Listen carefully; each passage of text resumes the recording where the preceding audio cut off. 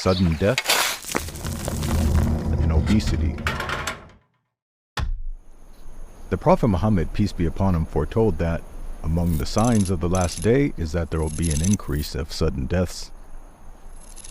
Today, sudden death is one of the leading causes of mortality worldwide. Medically speaking, sudden death refers to those mortalities that are not preceded by significant symptoms and excludes violent or traumatic deaths. It has now become so common that there's even a term coined, sudden death syndrome. The rise of sudden deaths is linked to a rise in cardiovascular diseases, which are conditions affecting the heart or blood vessels. Factors that increase the risk of cardiovascular disease include high blood pressure, high cholesterol levels, and diabetes. These are all health issues that are associated with obesity. Obesity itself is also a modern phenomenon that has reached epidemic levels. Amazingly, the Prophet Muhammad, peace be upon him, also foretold of this very phenomenon when he said, "The best of my nation is the generation among whom I was sent. Then those who follow them, then there shall appear people who testify while their testimony was not sought, who are treacherous, not trusted, and obesity shall spread among them." Here we are told of a time when one of the distinguishing characteristics of future Muslims is that of obesity. Now, obese people have always existed, but in the past it was virtually unheard of due to the relative scarcity of food and much more active lifestyles that people led. Today, obesity is a global problem, and it is Muslim nations, especially the Gulf countries such as Kuwait, Bahrain, and Saudi Arabia, who are among those with the highest rates of obesity in the world. No one in the ancient past could have easily predicted this situation, as it has only been made possible with recent paradigm shifts in food production and culture. The mass availability and consumption of cheap, unhealthy food, as well as the inactive lifestyles that many now lead, are traps of modern living and direct factors of the obesity epidemic.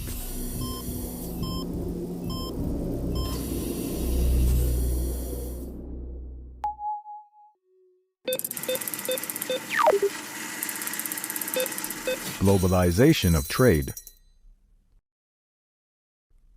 The Prophet Muhammad, peace be upon him, foretold that, before the final hour, trade will increase until a woman helps her husband in business. Here the claim has been made that trade will keep increasing and eventually dominate to the point that women become involved in business. While people have been doing trade for almost as long as humans have existed, in the 7th century, when this prophecy was spoken, the world's economies were very much siloed and trade accounted for a tiny percentage of their wealth. Today, trade represents more than half the world's gross domestic product, or GDP. The trade-dependent global economy as it exists today has only been possible through a series of monumentous historic events that took place after the 7th century. The 15th century saw the dawn of the Age of Discovery, in which European empires set up global trade routes. The 18th century witnessed the Industrial Revolution. Machine manufacturing allowed goods to be produced in large quantities more quickly and cheaply than ever before. The 20th century suffered 2 world wars, and in their aftermath, the establishment of institutions and treaties that further facilitated trade at the international level. Recent technological revolutions, such as the internet, have also accelerated the globalization of trade, with people from all over the world being better connected than ever before. We can see that it is only through a series of world-changing events over the last few centuries that the globalization and dominance of trade has been made possible. The globalization and dominance of trade has brought with it massive societal upheaval. The insatiable capitalistic drive to maximize profits has been a major force for women entering the workplace. From the perspective of capitalists, women entering the labor market in large numbers increases the labor supply. More workers means greater competition for jobs, thus reducing employee wages and increasing capitalists' profits. Amazingly, this capitalistically driven phenomenon of the 20th century, which has seen women entering the workspace in their millions, was also foretold in the prophecy, which stated that trade will increase until women take part in business. As a consequence of the hyper-capitalistic age that we live in, The West has seen a drastic decline in the birth rates, with many women delaying starting families and even foregoing children altogether in order to prioritize their careers. Abu Huraira, who was a close companion of the Prophet Muhammad, shared a prophecy which foretold of this phenomenon. A woman will be taken and her stomach ripped open. Then what is in her womb will be taken out and discarded for fear of giving birth. This description closely resembles modern surgical methods of sterilization, such as abdominal hysterectomies. This is a permanent form of contraception which involves making an incision in the abdomen and removing the uterus.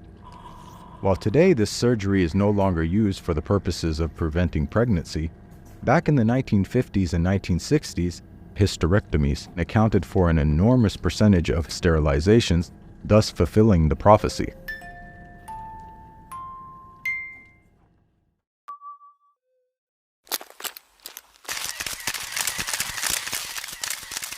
Rise of the young. In the ancient world, adolescents were typically looked down upon by society as they are lacking in wisdom and life experience. As far back as the 4th century BCE, Aristotle wrote, "Young men are high-minded because they have not yet been humbled by life, nor have they experienced the force of circumstances. They think they know everything and are always quite sure about it." Almost cross-culturally, young people were not considered as sources of knowledge, nor did they exert influence in society. Yet the Prophet Muhammad, peace be upon him, foretold of a phenomenon regarding young people in the end times. Verily, among the signs of the hour is that knowledge will be sought from the young. Fast-forwarding to the modern digital world, thanks to the advent of the internet, one would expect to be living in a golden age where genuine people of knowledge are better connected to the masses than ever before, with easy access to wisdom and learning, all within the comfort of our homes. Rather paradoxically, we find that the exact opposite is the case. Today we have witnessed the phenomenon of the rise of social media personalities and influencers. Young people of little to no learning whose followings are measured in the millions, dwarfing older, genuine people of knowledge who have largely become marginalized and disconnected from the masses. No longer do people seek out quality knowledge from the correct sources. Today it is the young who hold sway over the hearts and minds of the masses, just as the prophecy foretold.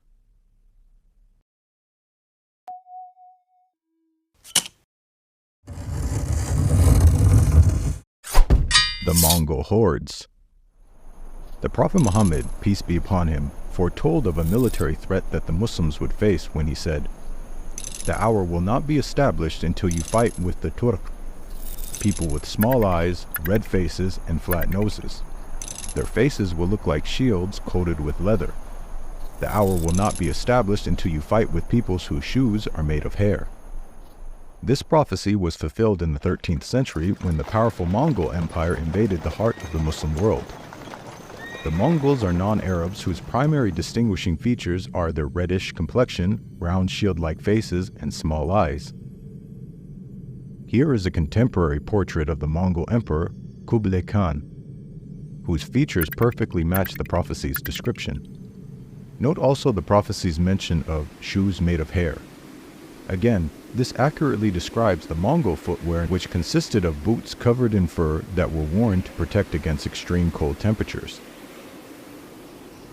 Now the prophecy refers to the attackers using the Arabic word Turk. Just who are the Turk, and can they be linked to the Mongols? The word Turk means Turkic, which perfectly describes the Mongol hordes, who were composed of a mixture of nomadic tribes including Turkic people. For example, the Tatars were a Turkic ethnic group who were incorporated into Mongol society by Genghis Khan. The Mongol Empire even allied with the Tatars, and as a group they fought battles with the Muslims, including the siege of Baghdad in the year 1258 CE. This event is considered to be one of the darkest episodes in Muslim history. At the time, Baghdad was the political center of the Muslim world, with the Caliph, who was the supreme leader of the Muslims, residing there. With the invasion of the Mongol hordes, a full week of pillage and destruction commenced. mosques, hospitals, and palaces were destroyed. The books from Baghdad's world-renowned libraries were thrown into the Tigris River in such quantities that the river is said to have run black with ink. Conservative estimates state that hundreds of thousands of men, women, and children were massacred, including the Caliph himself. Abdullah bin Amr ibn al-As, who was the close companion of the Prophet Muhammad, peace be upon him, shared more details about this event. Some of my people will alight on low-lying ground, which they will call al-Basra, beside a river called Dijla, the Tigris. Its people will be numerous, and it will be one of the capital cities of immigrants.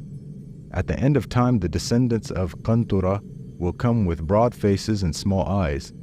The town's inhabitants will then separate into 3 sections, one of which will follow cattle and live in the desert and perish, another of which will seek security for themselves and perish, but a third will put their children behind their backs and fight the invaders, and they will be the martyrs.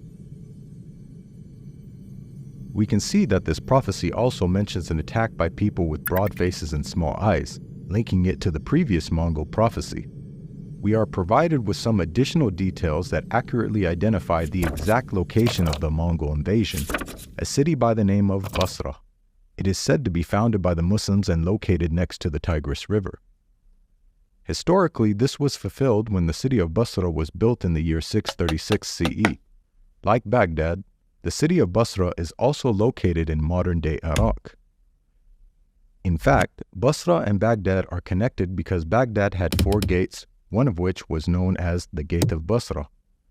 Baghdad also matches the geographic details of the prophecy, as it is situated on the banks of the Tigris River. Note the prophecy's statement that the Muslim inhabitants will split into 3 groups, and all of 3, even those who fight back, will perish at the hands of their attackers, indicating that not only will the Muslims be defeated, but that it will be an utter annihilation. Again, this perfectly describes the invasion of the Mongol hordes who carried out the mass slaughter of the Muslims of this region. We can see that these prophecies accurately foretold numerous aspects of the Mongol invasion of the Muslims. Amazingly, these prophecies were made in the 7th century, over 500 years before the Mongol Empire was even founded by Genghis Khan.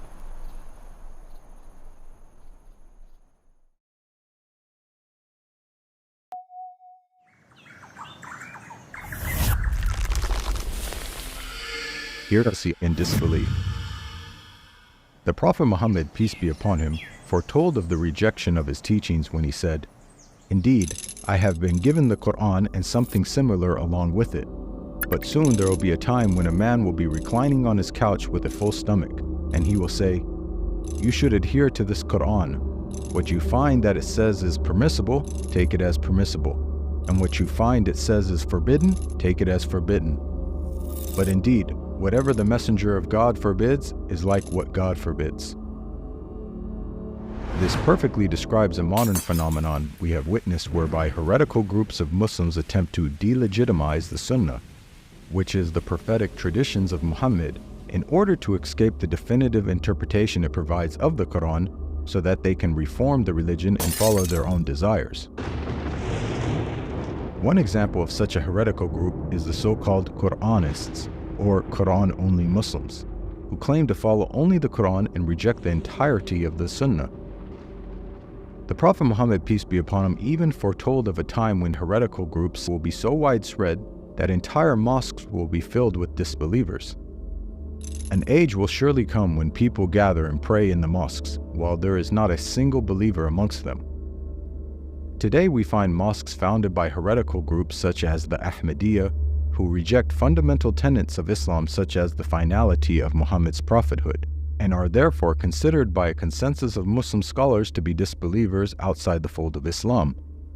Hence, we have mosques whose entire congregations are disbelievers, just as the prophecy foretold.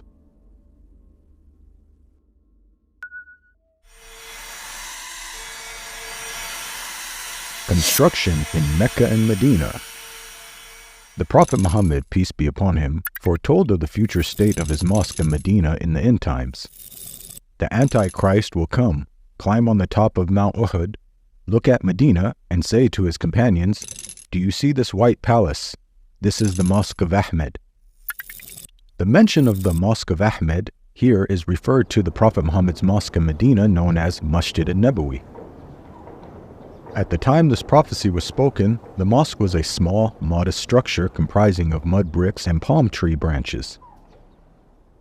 Over the last few centuries, it has seen multiple renovations and expansions, and today it is white in color and palace-like not only in terms of structure but also size, just as the prophecy foretold.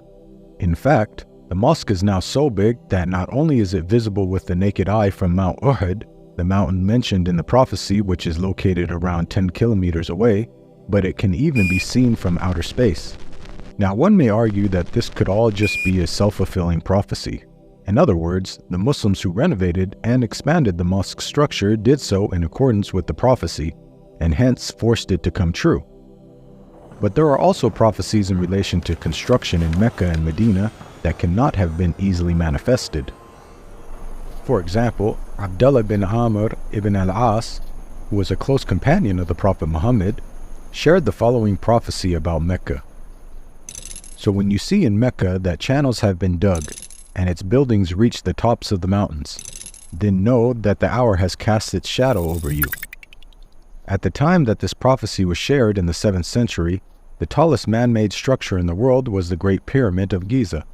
This structure, measuring 455 feet in height, remained the world's tallest man-made structure for thousands of years, all the way until the 14th century.